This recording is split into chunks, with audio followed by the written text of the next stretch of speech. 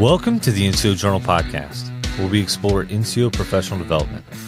This is a podcast series where we discuss published articles with authors and provide a forum for the open exchange of ideas, information, and solutions. I'm your host, Staff Sergeant Brandon Cox, the Journal's Senior Editor. With us is Sergeant First Class Osvaldo Akite, the NCOIC. Today we discuss the article, Irregular and Hybrid Warfare, by author Sergeant Major Jacob Kirk. Sergeant Major, before we kick things off, could you please tell us a bit about yourself? So my name is Sergeant Major Jacob Kirk. I am currently the Operations Sergeant Major of 2nd BCT 82nd Airborne Division. I've been in the Army just under 21 years, and I'm actually out in the field right now, and we're training on large-scale combat operations as we speak, getting ready to go out to a JRTC rotation in about a month and a half.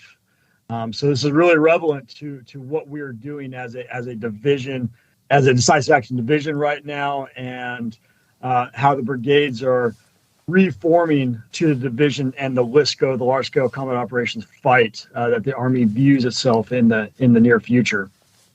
Sergeant Major, are you all incorporating some coin tactics in that training? So right now it's just going to be a force on force. Again, LSCO environment for the date rotation that we're getting ready to do. Yeah, because we were just talking about this after reading your article, and I think that's the case that you're making, right? And maybe I'll let you speak on that a little bit, but the fact that that it's a little bit of a paradox that we're preparing for this large combat scale fighting, but then again, it will or there will be some kind of irregular hybrid fighting. Yeah, like I stated in the article, the blueprint to how to fight Americans and Western forces is out there, and I'm not sure that any regular conventional force in the world can successfully combat the United States military. But as dictated, over the last couple decades in Afghanistan, right? If you hide among the populace and you conduct irregular tactics, right, you're more successful against our conventional force than you would be if everybody was out there wearing the same uniform and you knew who to combat. So really, the enemy sees that, and while we might go into a conventional warfare, whether we stay in that manner, I highly doubt it. I think that Russia, China using proxy wars, maybe North Korea, Iran, they're not going to come at us with uniformed soldiers after the first couple battles, and it will turn into a hybrid or unconventional threat. Yeah, maybe before we continue the conversation, maybe we can you kind of identify the differences between irregular and hybrid warfare. So what would you say those are, and then maybe if you can define those a little bit for us. Absolutely. So obviously conventional warfare is what we train for. It's army versus army or force versus force. But when we get into irregular warfare, it's really a fight between state actors and non-state actors. And when I say non-state actors, Al-Qaeda is a non-state actor. The Taliban are non-state actors. Guerrillas, terrorists, crime syndicates. Those are all examples of non-state actors. So when we fight against non-state actors, such as those groups I just mentioned, that's really what's called irregular warfare. Now, when we talk about hybrid warfare, that's when a conventional force uses non-state or irregular actors to help combat, using proxy wars and whatnot. So say Russia funded Al-Qaeda in Iraq. That would be an example of them, or Iran even funding Al-Qaeda in Iraq. That'd be an example of a conventional force using a non-state actor to help combat. So that's kind of the hybrid threat scenario right there. Yeah, and we're kind of seeing that in Russia right now, in Ukraine, right? Russia's using the Wagner Group to kind of help their conventional forces. Yeah, absolutely. Is the Wagner Group viewed as regular military forces for Russia, or are they just an organization that Russia has hired to go in and help their cause? So I 100% believe the Wagner Group is a great example of hybrid warfare and how to utilize a force like that. So in your article, you talk about these regular forces or hybrid forces give conventional forces problems, right? It creates complex issues, and maybe you can talk a little bit about that. Being in the Army in 20 years, I've had Afghanistan rotations and Iraq rotations, and I can tell you, as a conventional Army, I would want nothing better to do than go against somebody that I know that I can combat and not have to worry about civilian casualties or collateral damage.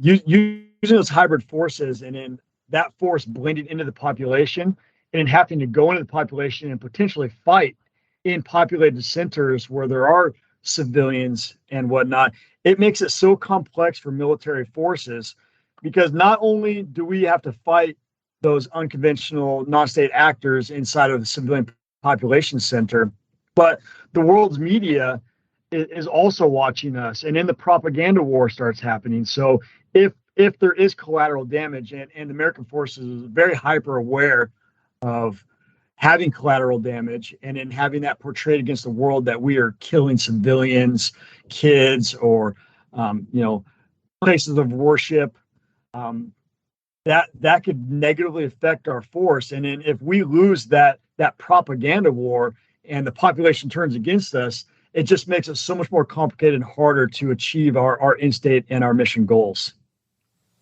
I like that you mentioned that the fact that we have to go against near-peer adversaries, quote unquote near peer, because in your article you do state our military spending is much more than our adversaries.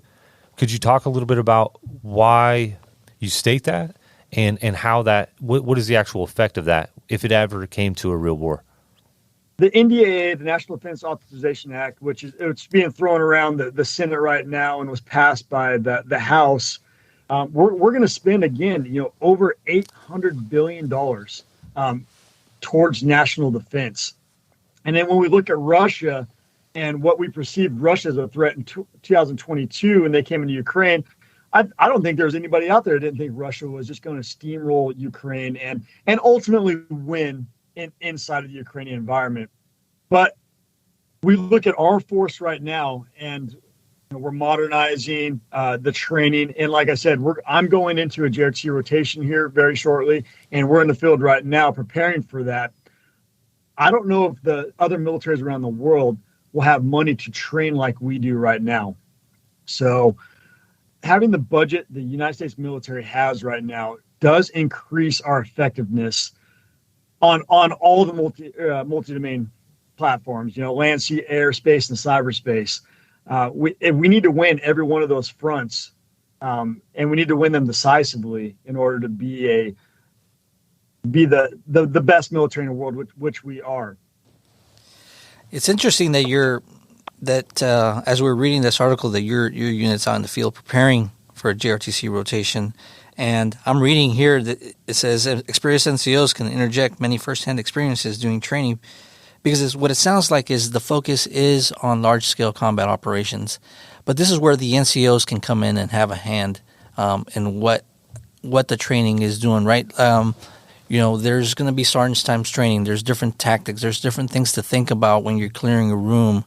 And I think that's where that experience with these NCOs that have been to combat, that they can kind of interject some of these lessons learned and maybe not have a lane for it, or maybe not have to dedicate specific time for it, but maybe in their discussions and the chow time breaks with their soldiers that they're talking about these things and what they experienced.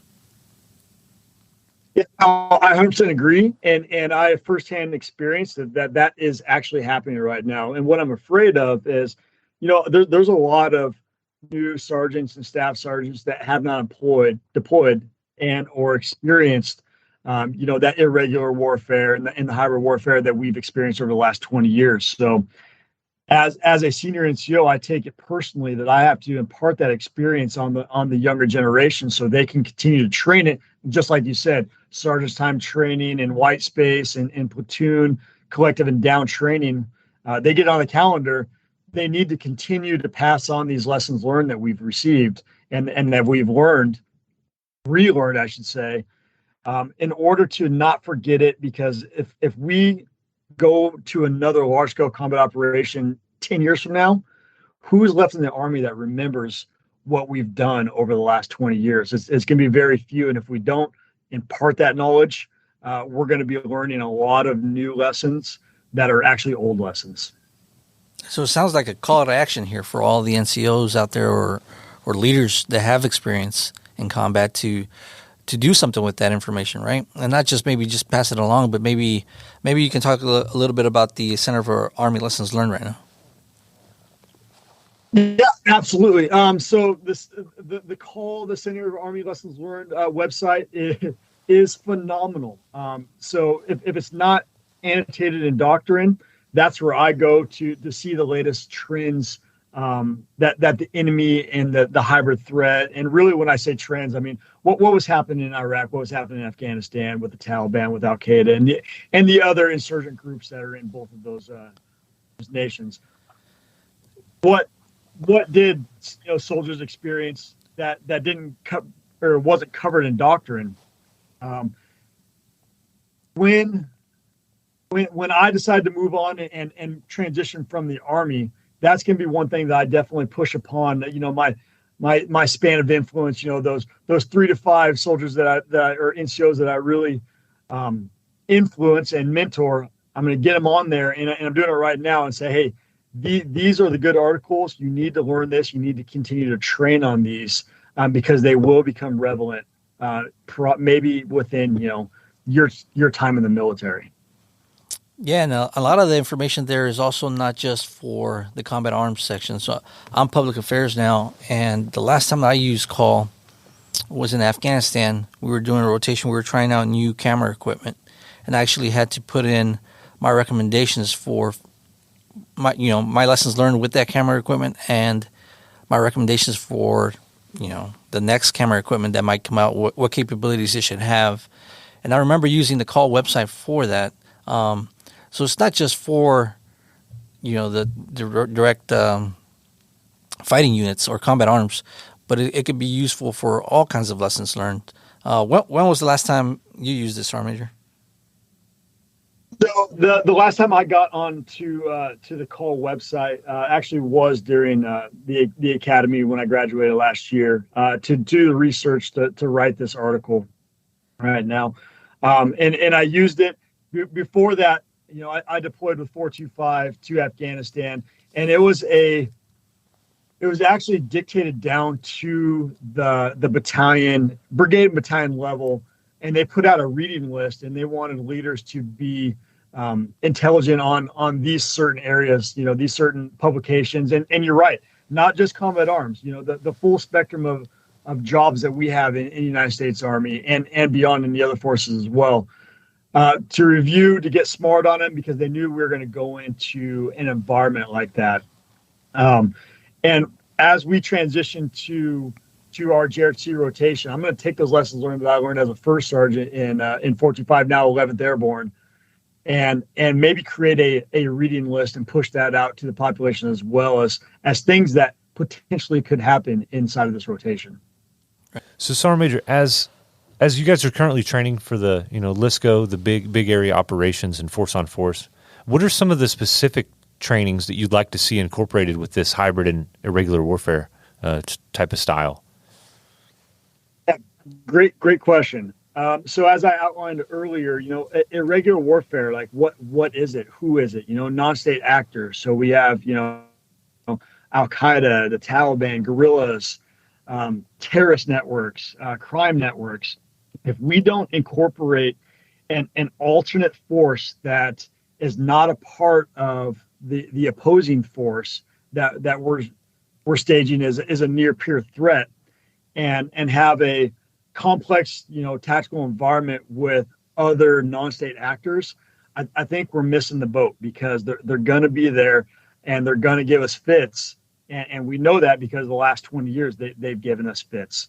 So if there's one thing that I think we need to incorporate in these big force on force training events at NTC and JRTC and JMRC over in Germany, is the inclusion of the non-state actors, even a smaller force, that will give us a more complex operating environment to think about, to plan against, and to action against. Sergeant Major, do you have any type of personal experience with this that you could tell us about? Maybe a reasoning why this is so important to you? So when I first joined the Army, we were fighting Russian tactics. I went out to JRTC rotation. It was big force on force, and that was my building block. That was the baseline for what I knew. And then we immediately went into the global war on terrorism. And a couple months later, I deployed to Iraq.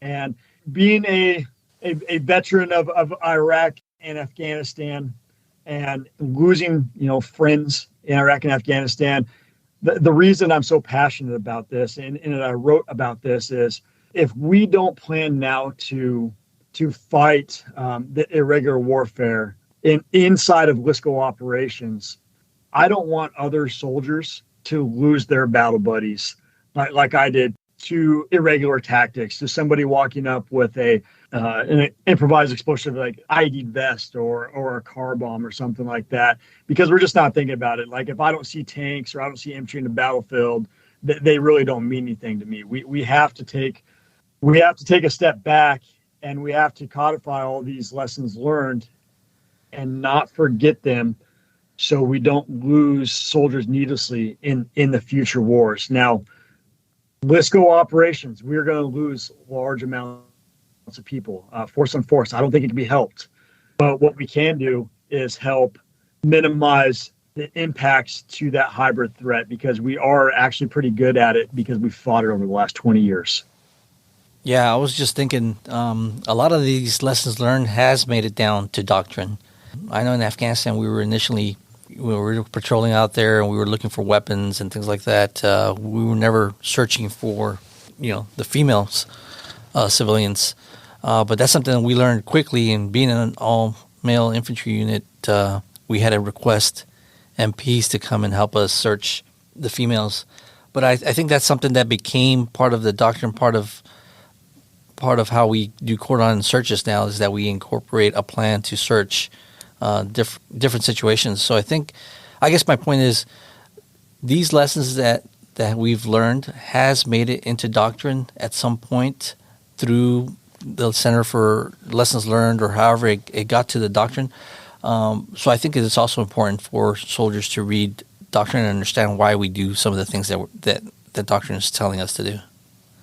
I agree. I think doctrine is the first thing that all soldiers need to learn. All commanders and senior leaders know doctrine and input and interject these lessons, maybe at the call website or personal experience or whatnot, into your training, just to amplify it and make it a little bit better, a little bit more realistic. But 100% what you said, doctrine is where you start, and you have to get good at that first. So I guess what would be the message for all the NCOs or all the soldiers out there listening to this podcast? What would be the key takeaways for them, Sergeant Major? A key takeaway or the key takeaways, the enemy has a vote, and it's not just confined to combat arms like you've pointed out. The enemy is going to take their lessons learned from the way we fought over the last 20 plus years. They're going to take their lessons learned off of what's going on in Russia and Ukraine right now, and state actors, the threats that we have from China and Russia and the other high risk nations around the world, North Korea, Iran. They're going to take those lessons learned from what they've seen from us, because everything is publicized, and they're going to create a technique or TTPs to try to defeat us. So we need to be able to react to a hybrid environment, as you will, and not just focus on one single training path. So like right now, like the Army's really looking at the divisions of action right now, and the brigades are reforming. And it's really easy to lose sight of the lessons learned again in irregular and hybrid warfare that we've learned, because everything is new to us, the global war on terrorism, the GWAT generation. So the message I really want to portray is, do not forget the lessons that we've learned. We have to continue to teach them. We have to teach them down to the lowest level, but we also have to pay attention and fight the fight that the smartest people in the Army are telling us we're going to fight. So learn what the units want you to learn, become subject matter experts at it, and also pass down the knowledge that we've gotten over our wars in Iraq and Afghanistan. So inevitably, when another war breaks out, we're not losing soldiers because we forgot how to fight the irregular and hybrid threats. Thank you, Sergeant Major, for joining us, and a thank you to our audience. Remember to put your knowledge to the page. Submit articles and get published with the NCO Journal. Don't forget to check out our webpage and follow us on social media. We'll catch you next time on the NCO Journal Podcast.